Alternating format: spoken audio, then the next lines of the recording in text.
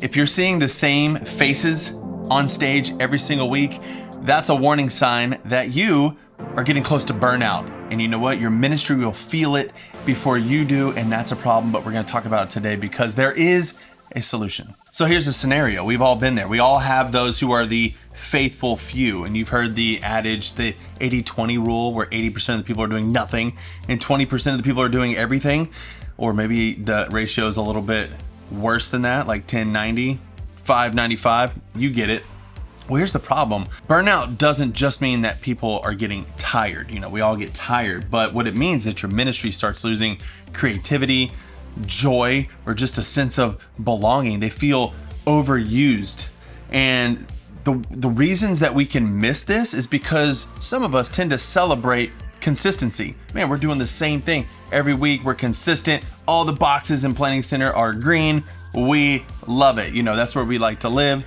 No stress, or least amount of stress as possible. So we might be overusing the same people. And so there are three things I try to do to eliminate burnout, and they're fresh in my mind because I was having some auditions yesterday and I was explaining the values of our worship team. And one of them is I want it to be a joy to be on the team, and I want to resource my people so that they are set up for success. And scheduling, which is the first of the three things. Scheduling. You need to have a strategy when it comes to scheduling. So my strategy is that I would like to have 4 people per position so that they can serve on the worship team one week. They can serve somewhere else, like children's ministry, once a month. Did I say once a week? Once a month on the worship team, once a month somewhere else, and then just take 2 weeks off so they can just attend and avoid burnout. I just said that 3 times yesterday in 3 auditions, and people are like, oh, I want to be on this team. And not to throw anybody under the bus, but the worship leader who was at the church I'm at before I got there,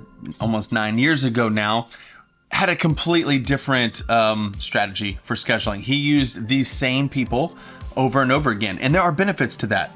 It was like one band and they played every single week. And the benefit is that band can be tight, right? You know each other, you know your flaws, you know your mistakes, you get the feel of things. Now, if you're trying to be in a band that's going to sound good and be consistent, you need to play together all the time. That's another thing. But in church, we have higher priorities than that. And so I started changing things, and I'm going to use everyone. You know, I say all the time, we're always growing. We're a part of a church that helps send church planters out, and they always need musicians. And so I want those 4 people per position. But if I had 5, they could rotate, and I could send somebody else to another church when they didn't maybe have a bass player or a drummer. So that's the goal.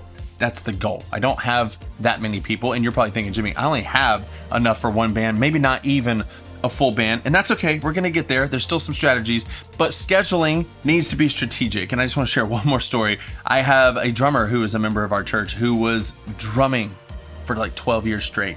And he's helped me out a couple times, but I don't even want to ask him because I know he's still burnt out, even though he hasn't played in several years consistently at our church. He's playing other places and stuff, but I don't want him to feel like a commodity like that. That's another value that I have in our worship team. Like, I want people to feel like people, that I care about them more than I care about what they can give me. So number 1, schedule smarter, have a schedule strategy. You can take mine, 4 people per position, or your own. You know, maybe it's just 2 people so they can alternate every other week and they can at least know they're not on every single week, whatever fits in your context. But sometimes that's not the problem. Sometimes it's just number 2, that we're not sharing the load. And so I would say share the load, delegate. It's not like we're just dumping our tasks onto other people. We're actually investing in them. We are giving them leadership opportunities, and we're developing them. You are developing when you delegate. Okay, so this is not something, and I know it's weird in the Christian world. Like if you're at a job and you delegate to other people who work at that job,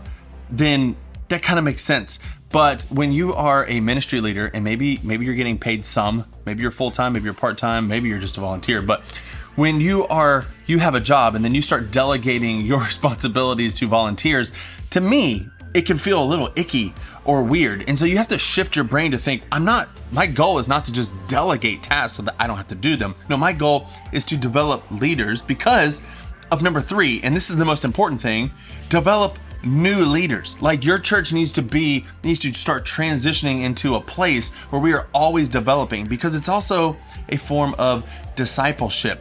If we're not developing leaders, then who is going to take over when you're sick? Who is going to take over when you're too old one day and have to retire, or you get called to another ministry? Now, they could just call someone else in from the outside, but wouldn't it be awesome if you were already working on your replacement right now? But I know sometimes that's the hard thing to do. Like, where am I going to find these leaders? Jimmy, there's no one in my church.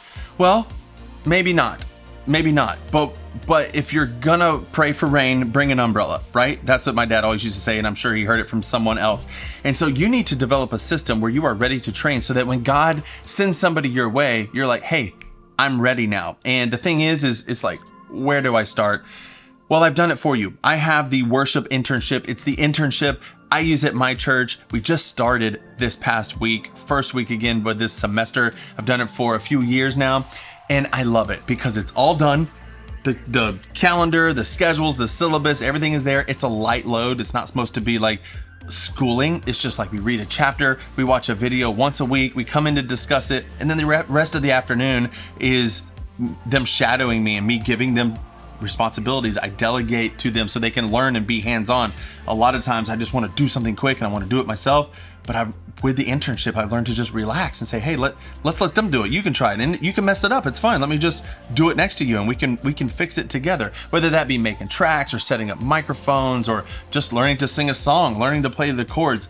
Yesterday, we had auditions, and I wanted everybody to learn how to audition the way I audition, so that if they're ever in a place where they're at a new church plant and they're auditioning someone, what do they say when someone's not good enough? How do they run an organized audition so that the person doesn't feel like they're on an American Idol, contest? They just feel like they're auditioning to serve the church with their giftings. So there's a lot that goes into that. And so we watched a video about it yesterday.